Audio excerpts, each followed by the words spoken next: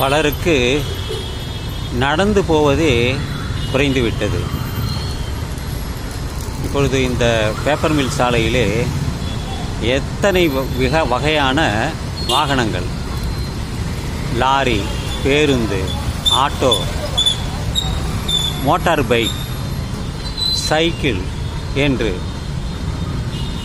இதையெல்லாம் நெருப்பை வெளியே விடுகிறது, உஷ்ண காற்றை தருகிறது.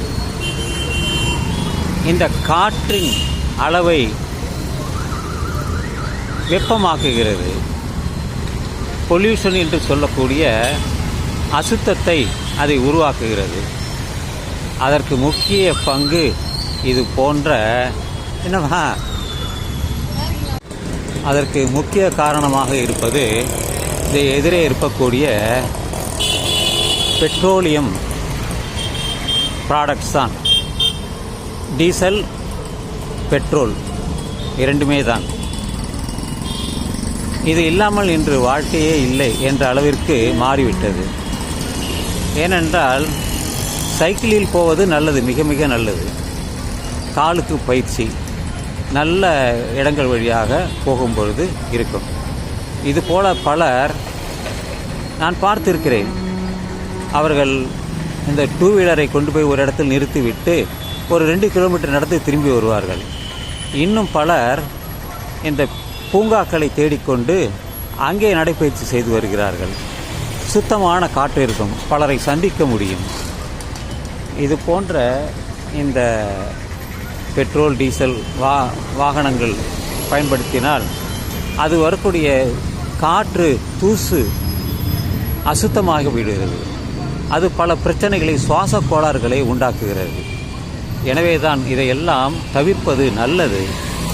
நான் நடைப்பயிற்சி செய்து இப்போ வீட்டிற்கு திரும்பி போகிறேன். நான் இந்த பேப்பர் மில் சாலையில் சென்றால் ஒரே நெருக்கமாக இருக்கிறது. அதுவும் அந்த 70 அடி சாலை இருக்கிறது அல்லவா, அது ஜவஹர் நகரும் செல்லும், பெரியார் நகரும் செல்லும். அதை தவிர்த்து இப்பொழுது நான் இந்த சாலை வழியாகத்தான் செல்கிறேன். இது கொஞ்சம் குறைவாக இருக்கும். மக்கள் நடமாட்டம், வெஹிக்கிள் மூவ்மெண்ட் ரொம்ப குறைவாக இருக்கும். அதனால்தான் இந்த வழியாக நான் தேர்ந்தெடுத்து இப்பொழுது செல்கிறேன். மணி இப்பொழுது 7:30 கடந்து விட்டது.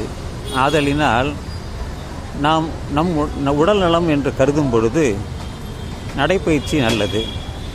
அடுத்தபடியாக உடற்பயிற்சி நல்லது. அதுக்கும் அடுத்தபடியாக உணவில் கட்டுப்பாடு, தேகப்பயிற்சி, மூச்சு பயிற்சி, இதையெல்லாம் நாம் தொடர்ந்து செய்து வந்தால் நமது உடல் நலம் மிக சிறப்பாக இருக்கும்.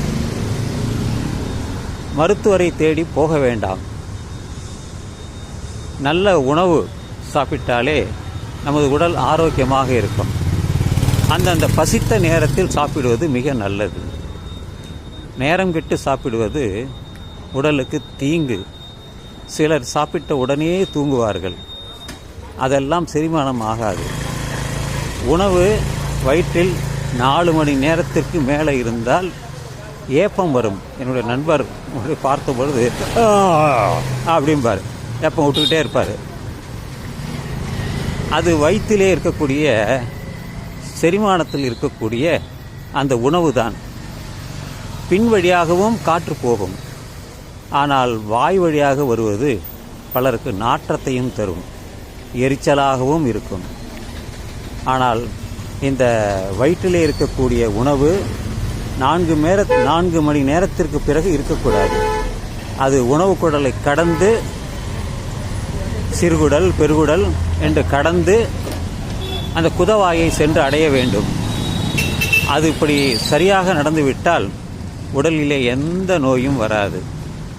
எனவே இது எனக்கு தெரிந்த விஷயங்களை, குறிப்புகளை நான் சொல்லியுள்ளேன். மற்றபடி உங்கள் விருப்பம். உங்களுக்கு எது சரி என்று நினைக்கிறீர்களோ, கருதுகிறீர்களோ அதை நீங்கள் பின்பற்றலாம். கிட்னி சம்பந்தமான இதுதான் இருக்குது.